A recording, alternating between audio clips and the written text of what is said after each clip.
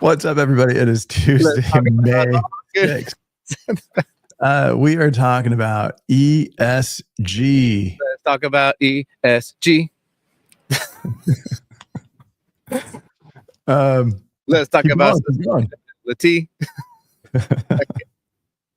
I can't pose like my head back here though.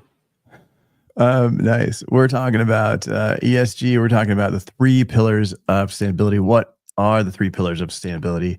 A lot of times we just focus on the packaging, on the actual material deliverable. So that's just one item. We'll get into social, economic, kind of get into the different things that really, really matter. I'm so excited to talk about all of these things, Avelio.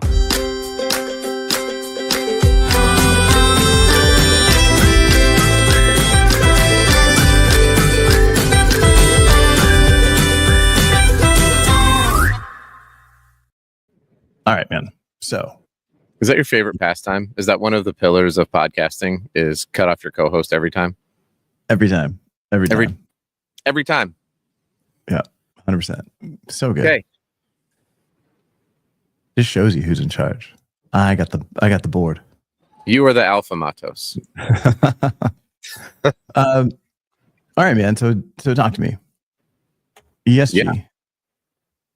We don't only talk about packaging, but we speak really, we really drill down on materials and constructions and whether something's recyclable, compostable, and that's all fine and dandy. But you got some other areas in here. It's almost like we host packaging podcasts, right? We need an ESG Today show. We do not. All right, man. So. Give me, what are the other 2 pillars? What are the 3 pillars? Yeah, so one of the pillars is that the Denver Nuggets won on an Aaron Gordon 3-pointer last night at about 1:30 a.m. Eastern time. So I'm a little tired. That's not one of the pillars of ESG. It's just one of the pillars of my life. And I know that you were awake. I know that you were watching the game and you were excited. 100%. Yeah. I saw Tiger Woods dunk that ball. Tiger Woods, y'all. It was not. No. Okay. So we talk a lot about materials when it comes to things in ESG.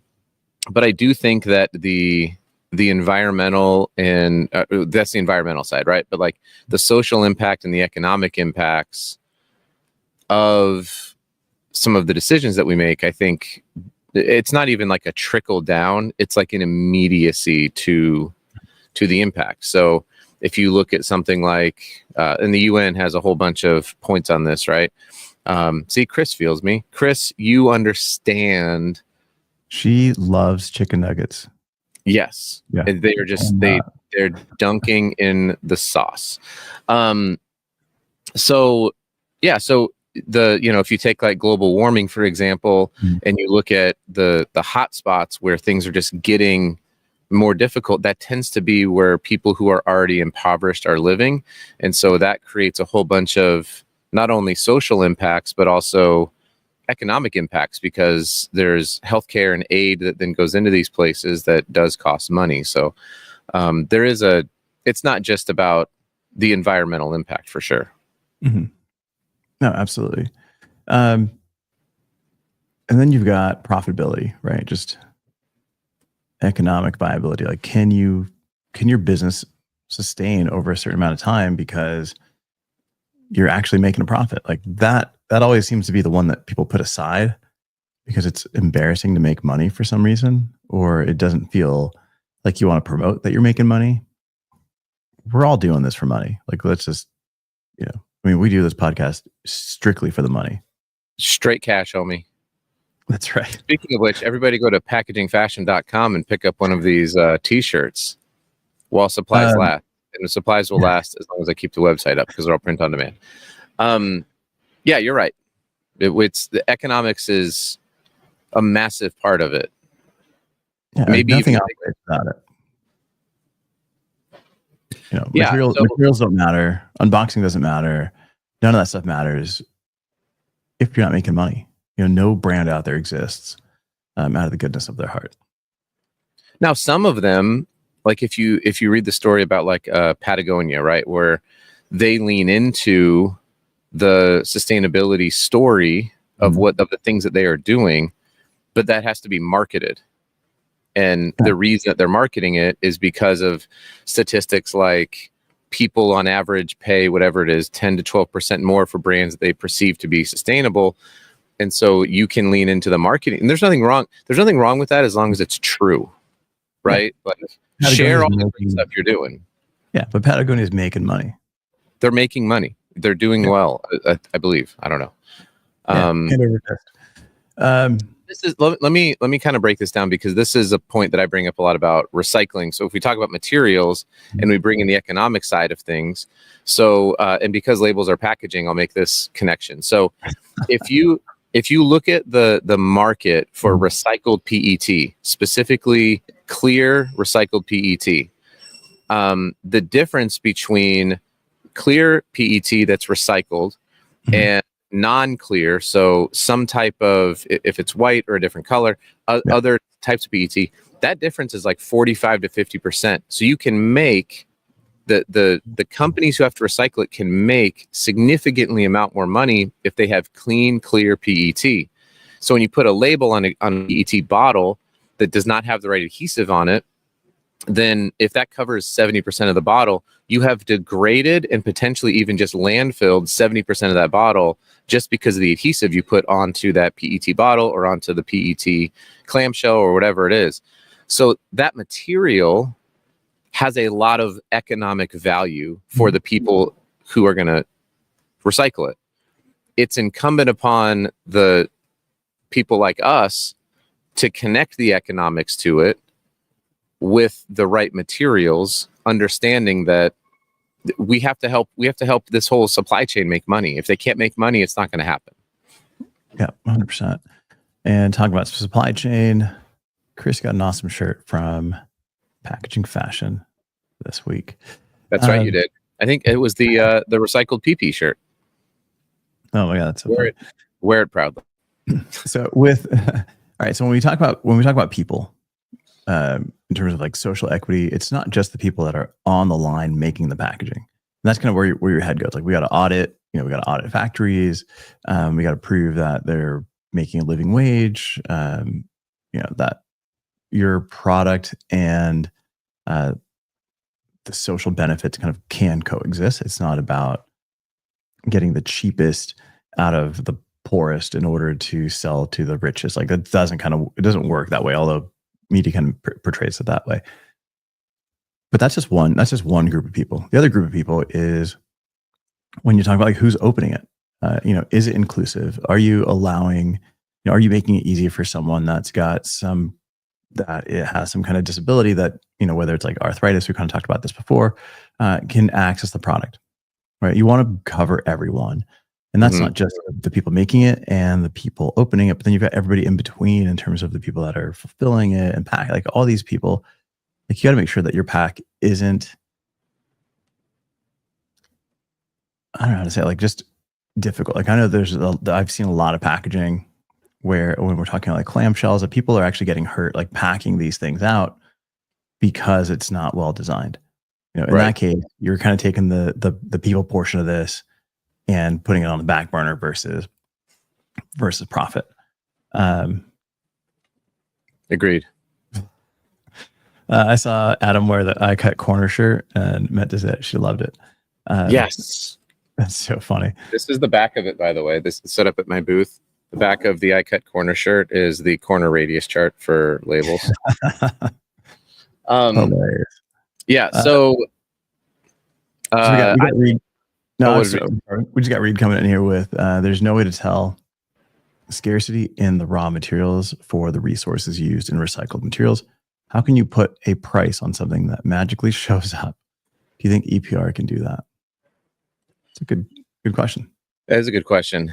I think what EPR is trying to do is help to incentivize certain materials economically, and to disincentivize other materials economically, right? So they're trying to balance out and then hopefully pull money into the recycling chain from the brands, right? That's kind of that's sort of like the flow of the economics. So I think that EPR is going to be helpful in that. But I wanted to talk about the other point on the economic front, which is actually tied to EPR and tied to materials, which is just the cost of distribution and the cost of owning something. So if we end up increasing our costs on products that everybody has to buy, think about all the, staples of food and clothing and building materials and fuel. If those costs all go up, then that burden is largely helded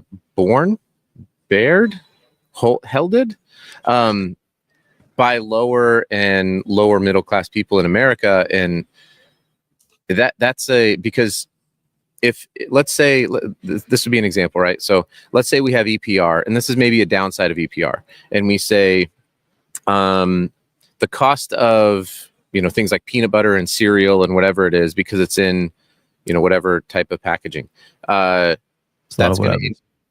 What's that? That's a lot of whatevers. Yeah, I know, but I'm trying to. But it goes up. It goes up 13%, and so your grocery bill increases by $100. So if you're a family and you're making $200,000 a year, and your grocery bill goes up $100 a month, you probably don't feel it at all, or maybe much.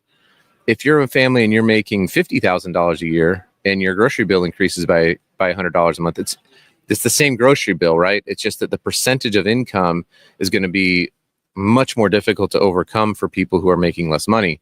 And so that's all part of, I think, a lot of ESG policies that has to be taken into consideration, is like, who is actually going to feel the biggest amount of this? And I think that it does happen to be in the US, lower and middle class families.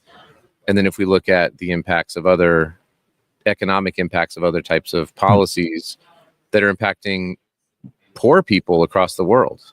If you ban plastic, it's hard to keep food fresh in some of these places. So food becomes more difficult to sell and keep packaged. So it's just hard. There's no easy answer, I don't think. No, there's not. And I think just going back to the scarcity question, the scarcity portion in there, there's, it reminds me of going back to the lockdowns, right? Where there was just tons of perfectly good, clean plastic just sitting at MRFs. And they were holding it, but the cost was so low that they just had a landfill. Like, there was no incentive to actually process it. They were holding it, hoping the price would go up so they could resell it. And it was just going to landfill, right? So like, it's hard you can't manage the scarcity side of this because it's kind of out of your control. Right. And it's all about the market. And at some point it's cheaper. We know it's cheaper to go virgin than recycled, right? There's always going to be like that increase in cost. So it kind of depends on the brands as well. Like, there's material out there, but it might be getting used for, like, I just remember, back then it was that material was just kind of just put aside, and it's just like focus on virgin materials. But I don't know. I guess I don't really have an answer on the scarcity side of it, but it is a huge part of the conversation that we don't have. Yep. So how would you manage that side of it? Like, what would you say to a brand who's like, I want to go full recycled PP, and you're kind of like, hey, it's just not available on the market right now? Well, it's happened. I think we've seen all of like the Ellen MacArthur Foundation and a lot of these brand pledges, and then plenty of people have done the calculations, and there's just not enough plastic. Like, in order to hit those demands, you have to make more plastic. A considerable amount more plastic has to be made, and then the infrastructure has to be put into place, and then honestly, the pricing has to be smoothed out so that MRFs can feel confident in investing in PP recycling, for example. Mhm. But I mean, the price fluctuates so much, and if you're trying to look at making an investment in like a 5 to 7 year ROI, and the price of polypropylene is all over the place, then maybe you don't invest in that. Maybe you stay in aluminum or you stay in paper, because you're like, that seems to have a lot better. The risk is a lot less, and so that's the hard part, is the scarcity, I think, component of this, especially when it comes to plastics, has to be solved with a combination of both market and, I think, policy. I think we have to give companies at least a little bit of MRFs, recycling companies, a little bit of confidence that they can invest in the processing equipment that we need to create the supply to meet the market demand. Yeah. And just real quick, from Chris, SNAP benefits continue to change. Will government regulations encourage or discourage products that are recyclable? Or no? Yeah, but I can't imagine discouraging products that are recyclable. But from a cost perspective, it can do that. It can do that without necessarily that being the initial aim, right? If I can't, and that's kind of where we're at, right? It's like, if there's no value, there's no point. The thing is, though, that we can recycle a lot of stuff. It's not just a question of like, can the materials actually be recycled? Yeah, that for sure. There's a lot of things that can be recycled. The question is like, what is the cost? What is the energy usage? These are the reasons why stuff does not get recycled. It's not like, but it's not like aluminum and glass are morally, intrinsically better than plastic. They're sourced from the earth, they're made from riverbeds, or they're made from, I don't forget, what's the material that aluminum is made out of? It just escaped me, but we have to mine this stuff, just like we have to mine fossil fuels for plastic. So we just have, or we have to make trees, and we have there's all of this stuff is true. So it's not, can we recycle it? It's, do we have enough desire to, in some ways, just subsidize the recycling for a little bit so that we can get to a place of circularity? And I think that's what EPR is trying to do. I really am surprised. That's what EPR is trying to do, but it's not. But it's going to focus on like the key materials. It's going to focus on aluminum, plastic, paper, right? So like all the other items, whether it's like the number 7, the number 6s, like those are still not going to get recycled under EPR. It's going to drive people away from using those, so that there's less of it, into something that's more recyclable. Mm-hmm. But it's not doing away with these products. I mean, you can choose to continue to use these things. Of course, you're just going to have to pay a lot more. Yeah. Or is this your burner account? That's actually, I texted my mom, and I was like, "Mom, can you jump in on LinkedIn?" She's like, "I don't have a LinkedIn." I was like, "But just make a random one." Your LinkedIn user. Yeah. What did Hugh Curtis say? Because I think that says labels are anything. Yeah. Bauxite. That's what it is. Thanks, Mike. Mike. Yeah. Mike M. And that bauxite's what we use to make aluminum. Yeah. Yeah. I mean, just, we're going to wrap this up here, but I think in terms of sustainability, if you're designing sustainable packaging, it's not just an LCA. It's not just focusing on the materials. It's not just focusing on what happens end of life. There's a whole slew of things you've got to consider. And I know we talk about just like the packaging portion of it, because we are packaging today, but there's a lot of other things too. So if you got questions on the other two things, or anything else that kind of rolls into sustainability and packaging and this ESG component, let us know. I know for us over at IDP Direct, like in terms of the staff, the people at our factories, obviously they're on a living wage. They we've built new positions for people that are kind of aging out of like the position that they're doing, whether it's like super delicate hand labor, just because it's in another country doesn't mean that these people don't deserve to continue working. And it's not like you Right. don't get to know everybody and you don't want to continue working with the team that you have. Now, yeah, there's a lot of other companies out there that will, again, just drive down costs and like, I need you to cut costs here and there, and that comes with eliminating positions. But I mean, there's companies out there that do some really amazing things.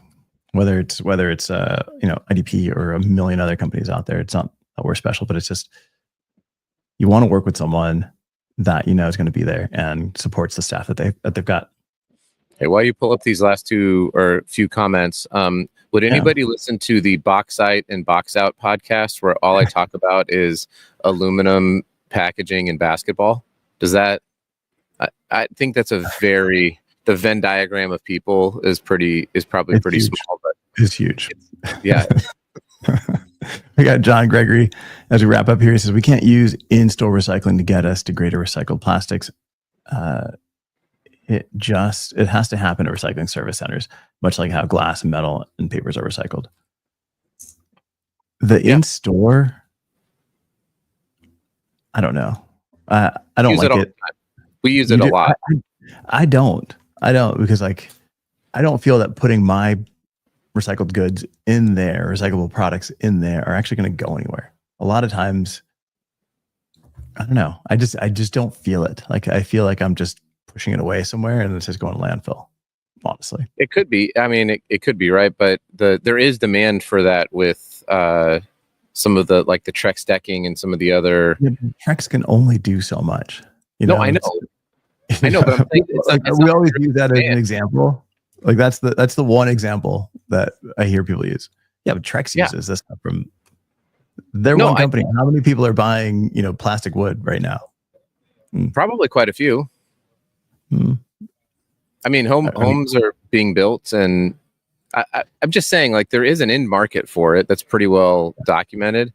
And so my thought is, like, I'm either going to throw this in the trash here, or I would take it to a place in the trash at the grocery store. Yeah. Well, I mean, I'm going to take it to the place at the grocery store where it has if I put it in the trash at my house, it's going to the landfill, right? If I put it in the trash here, I don't know what the percentage is, as we've talked about all the terrible like hit pieces where it's like, I put 57 pieces of Bluetooth in this thing, and surprise, it ended up in the landfill. And I was like, well, good. But at least it gives it a shot because I don't put that stuff in there. I put the Amazon store drop off. We put cereal bags. We'll do the monomaterial stand-up pouches. We'll do the shopping bags. We put them all in there. We take them because we go to the grocery store quite a bit. So it's not perfect, but I don't think we need to like ban it or get rid of it. What else we got? We got LinkedIn user anonymous account says to add this point, sustainability is possible with every material, but it'll change a lot of established technologies. Packaging industries might have to sacrifice a lot. Could be. I'm guessing that's Camille. I know that Camille, whenever it comes in as LinkedIn user for some reason. Yeah. So if that's you, Camille, shout out to Camille Corchism. You're great. Yeah. That's the challenge. I think, when it comes to sustainability, you can simplify your product with packaging materials that actually get recycled, and make it easy to separate so that people can recycle the individual items.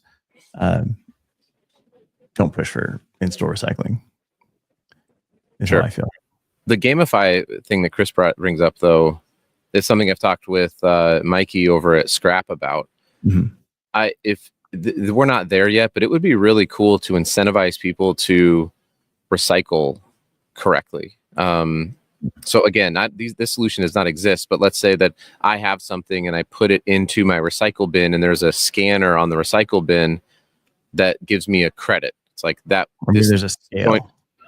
Or whatever it is, right? Like some way to capture that I've done something good, and then it gets scanned in at the MRF, like it gets properly sorted at the MRF, then it's like you get double points.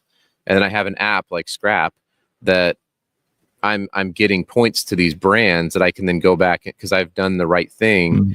And then that could maybe what's up? Let's talk about this tomorrow. Let's figure out how we can gamify recycling. Let's do it. Tomorrow's episode. Let's do it. Go Nuggets. All right. They won the game.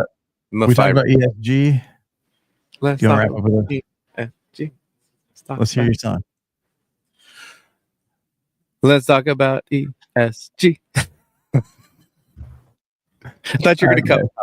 No, I want to hear it. I really want to hear how far you go on Let's this. talk about all the good things and the bad things sustainably.